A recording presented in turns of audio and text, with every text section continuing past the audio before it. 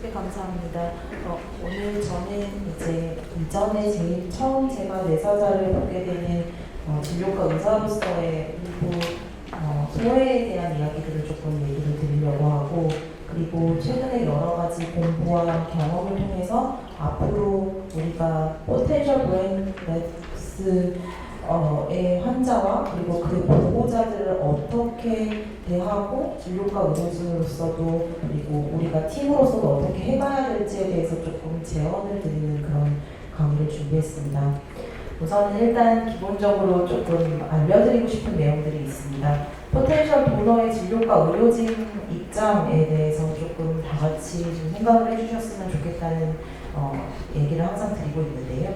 사실 장기 이식이라는 것은 생명을 이어가는 굉장히 귀중하고 소중한 일이기도 하지만 그 혜택을 보는 환자를 보지 않는, 그러니까 결국 포텐셜 브레인 데스에 이르게 되는 환자를 보는 진료과 의사 입장에서는 어떻게 보면은 이 환자를 보는 과정이 굉장히 고통스럽고 또 보호자들과 이야기 나누는 과정이 쉽지 않은 부분들이 있습니다.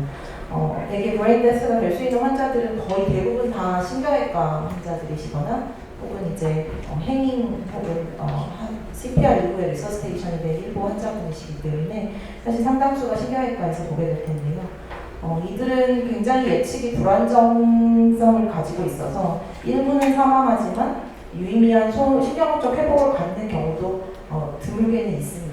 이 환자를 제일 처음 맞닥뜨리게 됐을 때 의료진 입장에서는 어느 방향의 트라젝토리를 가지고 환자가 진행이 될지에 대해서 완전하게 알지 못하는 상황에서 갑작스럽게 이런 문제가 발생한 보호자들을 데리고 얘기를 나눠야 된다는 문제점이 하나가 있을 거고요. 또 이런 환자들과 중환자실에서 이미 브레인데스에 가깝게 정말 리버서빌리티가 없는 환자들이 같이 들어오는 상황이 됐을 때 향후에 생존해서 그래도 인간다운 삶을 살 수 있으실 것 같은 환자분들에게 집중할 수밖에 없는 면이 있습니다.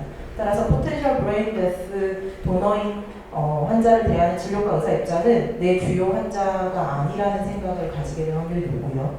해줄 게 없죠, 사실. 이미 이리버서블한 브레인 데미지를 받았기 때문에. 그리고 대개는 마음의 준비가 없이 매우 건강하다가 오늘 아침까지 같이 말을 하고 같이 밥을 먹었던 환자가 TBI를 당했거나 혹은 뇌출혈이 생겼거나 해서 더 이상 앞으로는 브레인데스에 이를 거라고 얘기를 했을 때 보호자는 전혀 받아들이시지 않기 때문에 이런 뇌사하는 상황을 과연 어떻게 이해를 시켜야 되나 좀 막막한 경우들이 많고, 그러다 보니까 오간 도네이션에 대해서 논의를 하겠다는 생각까지 이르기가 어려운 부분이 있는 것 같습니다. 그런 과정들이 있기 때문에 실질적으로 이제 포텐셜 브레인 데스 매니지먼트 과정에서 환자들이 실제로 오간 도네이션으로 이어지지 못하는 이유 중에 메디컬 스타일과 리퓨즈가 존재하는 것이 아닐까라고 생각을 하게 되고요. 또 실제로 국내에서 이루어졌던 연구 결과인데 신경외과 5명의 의사와 응급의학과 1명의 의사를 대상으로 한 질적 연구였고요. 부담스러운 뇌사 상태를 선언하는 것 자체가 굉장히 부담스럽다. 그리고 장기 기증 과정을 설명하거나 혹은 그걸 매니지하는 과정이 번거롭다라고 생각한다. 가족 상담이 어렵다라고 생각한다고 하고 있습니다. 이들 역시도 사실은 오간 도네이션을 통해서 생명이 이어지고 여러분의 삶이 다시 살아나게 되는 것의 가치를 모르는 사람들이 아닐 것입니다. 다들 잘 알고 있는 의사들임에도 불구하고 이렇게 느낀다고 매우 솔직하게 얘기를 하고 있고요. 그럼 보호자들은 어떠냐 하면 보호자들은 이미 머릿속이 새하얘서 어떤 것도 받아들일 수 없는 경우들도 상당히 많고요. 그리고 본인 스스로 환자의 생을 마무리하거나 혹은 어떤 결정을 하는 것에 대한 상당한 부담감을 갖는 경우들이 많고, 또 일부는 식물인간이 되더라도 내 옆에서 숨쉬고 사람만 있어도 좋겠다고 생각하는 보호자들도 있습니다. ICU 패밀리들의 정신 상태에 대한, 그러니까 정신 건강학적 상태에 대한 연구 결과들을 보면요. 중환자는 굉장히 다양한 질병 코스를 갖게 되는데 급성이면 당연히 준비가 못했을 거라고 저희가 생각을 하게 되겠지만 만성이나 만성 중증조차도 전혀 생각하지 않고 있는 경우들이 많으십니다. 그러면 급성은 훨씬 더 심하다라고 생각을 해볼 수가 있겠고, 이들은 공포, 불안, 억압, 저항, 그리고 박탈감, 무력감에 시달려서 디프레시브하기 때문에 실질적으로 제대로 된 의사결정에 대해서 굉장히 망설이는 경우가 많습니다. 그래서 이런 환경 중에 보호자랑 트러스트를 가지고 그 다음에 쉐어드 디시전 메이킹을 통해서 어떤 엔드 오브 라이프 케어가 도네이션으로 이어지게 하는 과정은 쉽지가 않습니다. 게다가 연명의료 중단법이라는 것이 생겼고 이것이 느끼는 감정을 의료진에게 물어봤을 때 피스포 데스를 얘기를 하는 거잖아요. 그러면 organ 도네이션을 하고 돌아가시는 도너분들의 삶은 피스풀한 데스일까요? 라는 생각을 했을 때 저는 사실 옛날에 처음에 이 연명의료 중단법 이야기가 나오고 나서 약간 상충한다 라고 생각을 했습니다. 그러다 보니까 연명의료 중단을 논의하는 과정 중에 장기 이식에 대해서 먼저 얘기를 꺼내기가 상당히 어렵더라고요. 근데 좀 더 자세히 공부를 해보면 실질적으로는 매뉴얼이나 이런 데를 보면요 다른 이야기들을 하고 있습니다. 이런 연명의료 중단법, 웰다인법이 이제 이 언론에서 이슈화되고 나서 이제 장기 이식은 정말 줄어들고 있죠. 그 이유는 보호자분들 역시도 그걸 상충한다고 느끼겠지만 의료진 역시도 상충한다고 느끼기 때문에 잘 얘기를 안 하고 있는 것일 수 있겠습니다. 실질적으로 수치적으로도 계속 반영이 되고 있는 부분일 거고 그렇지만 정말 상충되는 개념인가라고 생각을 해보면 사실은 웰다인법 혹은 환자의 평상시 의사를 존중한 삶의 마무리에서 가장 중요한 거는 환자의 평상시 의사를 반영해 주는 거죠. 그래서 환자의 존엄성을 그리고 환자가 평상시에 가지고 있던 가치를 반영을 해서 삶의 마무리를 도와드리는 것이기 때문에 결국 편안한 죽음과는 상충되는 개념이 아니라고 외국의 많은 연명의료 중단 매뉴얼에서도 얘기를 하고 있고 사망을 시행하는 수술 자체는 환자에게 고통을 야기하지 않을 뿐더러 환자가 도네이션 해주시는 오간들을 통해서 수많은 생명을 살리는 매우 가치 있고 영웅적인 행위이기 때문에 이것을 평상시에 생각하고 있으셨다고 하면 그걸 실현시켜드리기 위해서 해야 되는 것이니까 저희가 노력을 해야 되는 것이 의료진으로서의 행위다라고 얘기를 하고 있습니다. 여기 역시도 이제 장기기증과 조직기증에 대한 사전 의사를 확인할 의무가 있고 이것을 반드시 존중해 주는 것이 결국은 환자가 생각하는 가치 있는 삶의 마무리를 도와주는 길이다라고 생각을 해볼 수가 있다는 걸 일단은 좀 널리 알려야 될 것 같습니다. 저 스스로도 이제 이런 부분들을 매뉴얼 작성에도 참여를 했었고 또 여러 가지 공부를 통해서 알게 됐었는데 이걸 알고 나니까 훨씬 더 적극적으로 장기기증에 대해서 평상시 의사가 있으셨는지 어떤 환자분이셨는지에 대해서 보호자분들과 얘기를 하기가 마음이 훨씬 놓여지고 편해졌었습니다. 그리고 또 한 가지 이제 앞으로 얘기드릴 것은 제가 사실 중환자를 담당하게 되면서 저는 엔드 오브 라이프 케어에도 관심을 갖게 되었는데요. 크리티컬 케어를 하기 때문에 환자를 살리는 데 집중하고 어떻게 잘 살려서 일상생활을 복귀하실 수 있게 할 것인가에 집중하는 의사가 되어야 되는 것도 맞지만 사실 중환자실에서 30에서 40%는 돌아가십니다. 우리나라 중환자실에서 돌아가신 환자 비율이 40% 정도 되거든요. 서울대병원은. 그러면 그들의 엔드 오브 라이프 케어는 안 해도 되는가? 해줄 게 없다고 하지만 막상 그렇지 않다. 그래서 중환자실에서도 팔리에이티브 케어 메디슨, 엔드 오브 라이프 케어에 대해서 관심을 갖고 있습니다. 아직까지는 국내에는 여러 가지 실정상 원활하지 않은 상황인데 포텐셜 도너들 그리고 그들의 가족들에 대해서도 역시 우리가 엔드 오브 라이프 케어에 관심을 가지고 어떻게 배려를 할 것인가에 대해서 생각해 볼 필요가 있을 것 같고요. 포스트 인텐시브 케어 신드롬이라는 게 있는데 실제로 포텐셜 도너이시고 혹은 도네이션하고 돌아가시는 환자분들은 결국 포스트 ICU 케어 신드롬을 겪게 되는 건 가족들만 겪게 되겠죠. 그러니까 이 가족들의 멘탈 헬스 프로그램이 남지 않도록 도와주고 그리고 포텐셜 도너인 분들의 삶의 존엄성을 지켜주면서 어떻게 보내드릴 것인가에 대해서 외국에서는 이런 노력들을 하고 있습니다. 이걸 사실 이 강의의 전부라고 할 수 있는데요.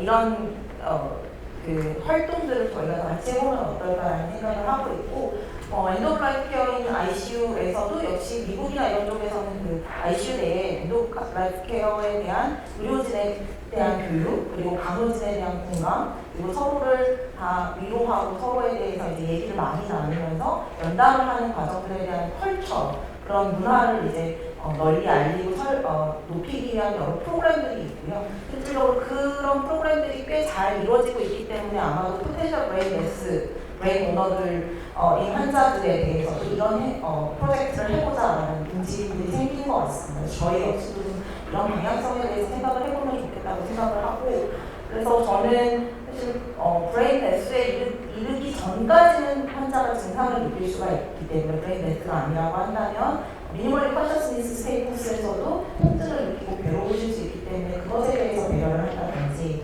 혹은 환자분이 의식도 없고 아무런 반응도 하지 않으시지만 인간으로서, 환자로서 대우받으실 수 있도록 우리가 어떤 행동과 태도를 갖는다든지, 그리고 보호자들이 지금 너무나도 정신적으로 힘들고 괴로워하기 때문에 그들과 적극적으로 의사소통을 하면서 서포트를 해주고 그들이 환자의 가치를 충분히 이해한 반영을 한 결정을 할 수 있도록 도와주기 위한 행위들을 해야 된다고 생각을 하고요. 그래서 산업동물보험 계획을 항상 상의를 해야 된다고 강조해서 말씀을 드리고 있습니다.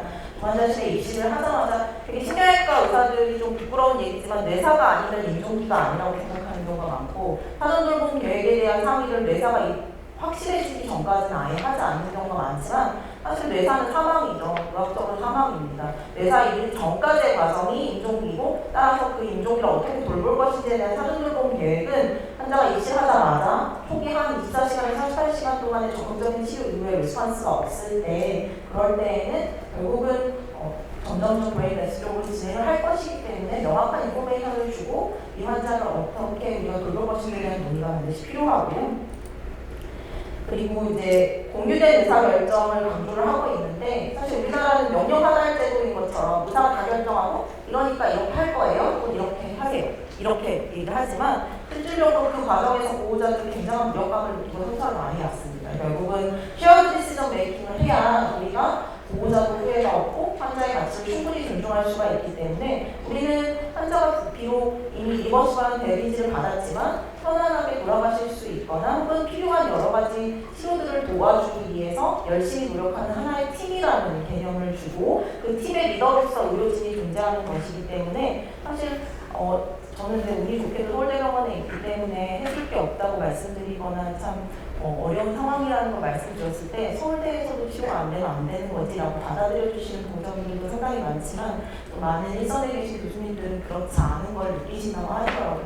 결국은 신뢰가 없으면 보호자분들을 다독여주고 환자의 평상시 가치를 반영한 장기 이식이나 이런 것까지 이어지게 할 수가 없습니다. 그래서 반복적으로 면담을 하는 것이 굉장히 중요하고, 환자가 지금 가지고 있는 상황에서 베스트 컨디션이 된다면 어느 정도일지, 워스트 컨디션이 된다면 어떤 상황일지, 각각의 베스트와 워스트에 대한 상황이 됐을 때 필요한 조치를, 그걸 준비하기 위한 계획들에 대한 논의들을 반드시 해야 되는 상황이 될 겁니다. 그리고 이런 과정에서 환자를 인간으로 놓고 환자의 평상시의 가치관에 대해서 우리가 한번 같이 생각을 해보자. 이런 환자라면 어떤 결정을 했을지 우리는 대리 의사결정을 해주는 대리인이다라는 이야기들을 좀 해주는 것들이 필요할 것 같고요.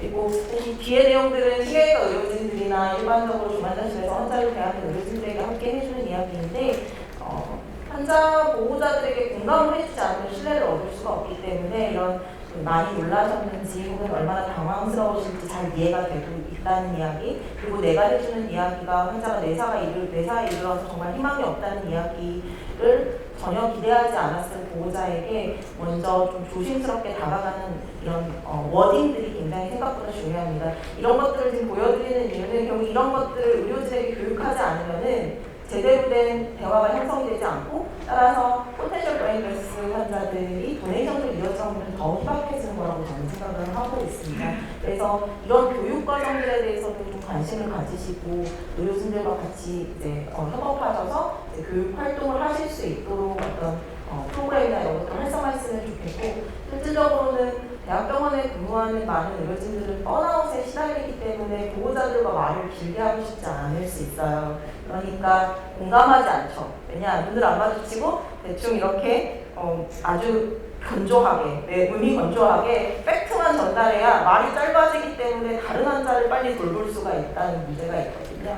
그들의 번아웃에 대해서도 좀 이해를 해줄 필요가 있고, 결국 이런 프로그램을 활성화시키는 과정이 아마도 이런 의료진의 면담 과정이나 혹은 이것들을 좀 덜어줄 수 있는 다른 시스템을 마련하는 길이 될 것 같아서 사실 강의 주제와 딱 맞는 것 같지는 않지만 제가 가지고 왔었고요. 질병에 대해서 정보를 굉장히 정확하게 전달해야 되는데 한 번 얘기했잖아요 라고 얘기하면 안 되고, 아까 말씀드렸지만 심리적으로 불안하기 때문에, 그리고 의학 정보는 어렵지 않습니까? 반복적으로 말해주는 게 필요합니다. 저는 항상 종이와 펜을 준비해서 보호자한테 쓰라고 안 하고 제가 적어주거든요. 이런 내용들을 찾아보세요. 어디서 찾아보시면 비교적 정확한 내용들을 찾아보실 수가 있습니다. 혹은 가끔 녹음을 해줘요. 그래서 다른 보호자분들하고 같이 들어보시고 의논해보시고 궁금하신 게 있으시면 다음번 면담에 오셔서 한 번 더 얘기를 해볼까요? 이렇게 얘기를 하거든요. 이런 과정들이 또 녹음을 해준다는 건 의료진의 자신감을 보여주는 것이기도 하고 또 서로 신뢰를 얻게 해줄 수 있는 부분이기 때문에 이런 방법들도 좋은 것 같습니다. 그리고 환자가 안 좋다는 걸 얘기할 때 보호자가 그걸 받아들일 수 없는 상태인데도 그냥 막 정보만 쏟아내는 경우들이 많은데요. 그러면 안 됩니다. 힘들어 보이면 잠시 이제 그 시간을 피한다든지 아니면 잘 들을 수 있을 것 같은 보호자를 배석시킨 다음에 잘 들을 수 있는 보호자한테 설명을 해가지고 좀 주요 의사결정권자에게 반영이 될 수 있도록 한다든지 이런 형태의 그런 과정들이 필요하고 또 비록 브레인데스에 이르고 있지만 이 사람을 우리가 인격체로서 존중하고 있다는 의사표현을 보여드리는 것이 굉장히 중요합니다. 조심스러운 손길을 보여준다든지 환자 손도 만져주면서 얘기를 한다든지 어려운 치료들이지만 잘 견뎌주고 계셔서 보호자분들께 인사하실 수 있는 시간을 같이 주고 있다. 환자가 어떤 사람이었는지 생각해서 우리가 환자분을 배려해주자라는 이야기를 좀 해줄 필요가 있고 보호자들의 정신건강학적인 상태를 사실 의사들 알 수 있거든요. 불면에 시달리고 있는지, 밥잘 못 먹어서 자꾸 올 때마다 살이 빠지는지, 그리고 너무너무 맨날 울고 있거나 혹은 알코올 의존이 생기는 보호자들도 있으세요. 그래서 이런 것들을 좀 확인을 해줘야 보호자가 그 상태가 아니어야 긍정적인 결정을 할 수 있습니다.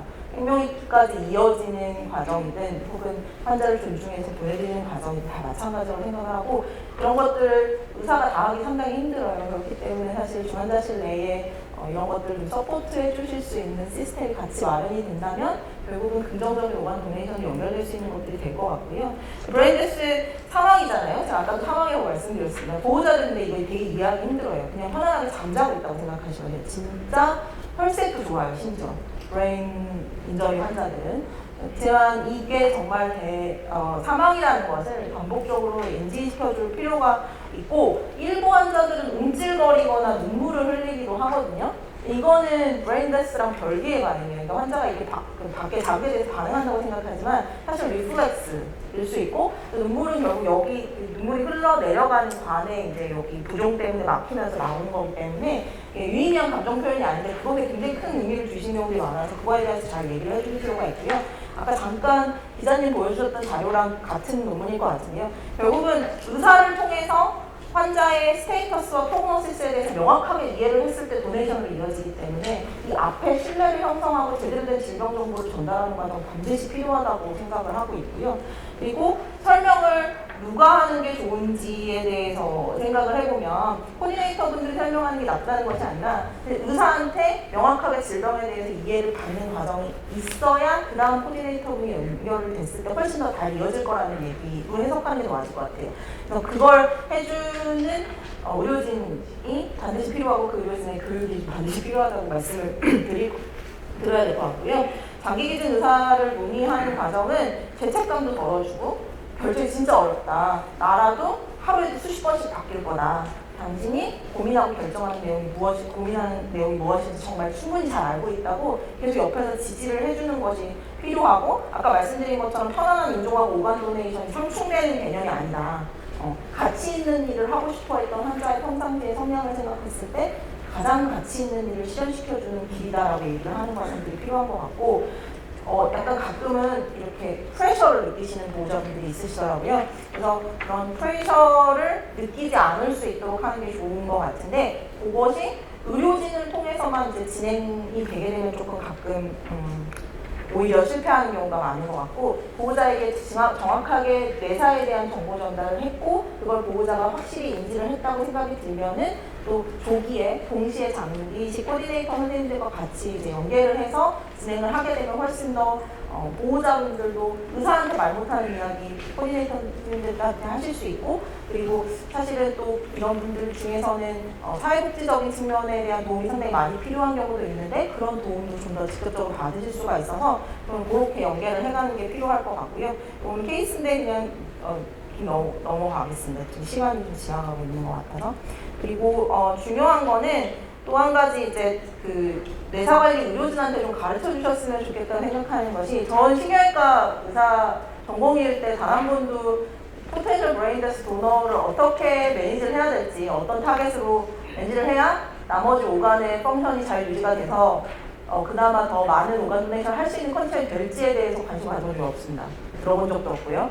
그게 지금 현재 신경외과의 현실이거든요. 따라서 매니지를 할 때 대개는 저희 머리만 생각하기 때문에 머리 타겟으로 막 오스모티케이션 계속 때려붓고 혈압 계속 높인다고 승합제 많이 쓰다 보니까는 이제 렁에 불차고 이제 하트도 계속 버든이 생기고 이렇게 되는 경우가 많아요. 키드니 장애 망가지고. 그래서 그런 것들을 조금 그렇지 않게 이제 매니지를 해가는 과정. 결국 명확히 브레인데스가 됐다고 하면은 나머지 오간의 펑션을 잘 안정적으로 유지해주기 위한 적절한 타겟을 설정을 해야만 환자도 생존 기간이 길어져서 보호자들하고 충분히 인사를 나누실 시간이 되고 뿐만 아니라 오간 도네이션을 결정하셨을 때 오간 도네이션을 하실 수가 있기 때문에 이런 것들에 대한 동의는 반드시 좀 필요한 것 같고요. 또 한 가지는 뭐 처음에는 대부분 거부하시거든요. 장기 기증 이사에 대해서 얘기도 안 하시려고 하고 일부 환자 보호자분들은 정말 끝까지 치료를 다 하시겠다고 다 해달라고 얘기하시는 경우도 많지만 이게 저는 포텐셜 브레인데스에 이를 것 같은 환자분들에게 제가 절대 안 해드리는 게 있습니다. 저는 심폐소생술 절대 안 해준다고 말씀드리거든요.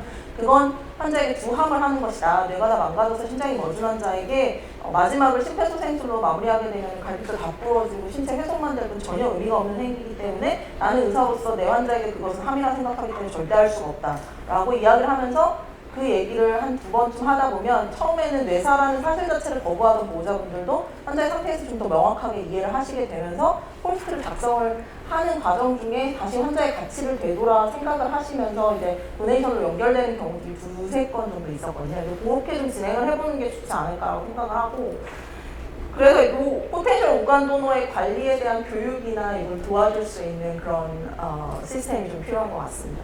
그리고 이 환자 사실 아까 잠깐 그 케이스 앞에 잠깐 보여주려고 하다가 말았는데 24살짜리 외상성 뇌손상을 당했던 남자 환자분이셨는데 보호자분들께서 이제 외상 발생 한 12일째쯤에 오간 도네이션 결정하시고 그때 5분이신가 살려주신 걸로 저는 알고 있고요. 근데 49세 끝나고 중환자실 앞으로 찾아오셨었거든요. 그래서 이런 과정들이 저희한테 아마 좀 굉장히 중요한 경험인 것 같습니다. 저는 이제 이렇게 찾아오신 보호자 처음이셨는데 좀 남다르게 느껴졌었고 그래서 그 뒤로는 좀 더 적극적으로 장기 기증에 대해서 얘기를 보호자분들께 했던 것 같습니다. 결과적으로 필요한 거는 다학제적 접근이라고 생각을 하고 우리가 어떤 문화를 통해서 어떤 방식을 통해서 오간 도네이션을 증진시킬 것인가 아까 기자님들께서도 현장에 있는 의료진에 대한 교육이 필요하다고 하셨는데 굉장히 맞다고 생각을 합니다. 환자 소중하게 생각하고 누구를 살리고 싶어하는 의료진의 마음은 다 똑같지만 그러나 그걸 표현하는 방식은 사실 지금 상당히 경직되어 있는 것이 맞고 그 과정에서 보호자분들 많이 상처받고 이러시다 보니까 포텐셜 브레인데스 도너들이 도네이션까지 이어지지 못하는 경우 상당히 많다고 생각합니다. 결국 그 의료 환경에 대한 신뢰가 없이는 도네이션 과정에 대한 신뢰도 당연히 없을 것이기 때문에 그런 것들은 문화를 만들고 교육하고 다 같이 노력하는 것이 필요한 것 같습니다. 네, 이상입니다.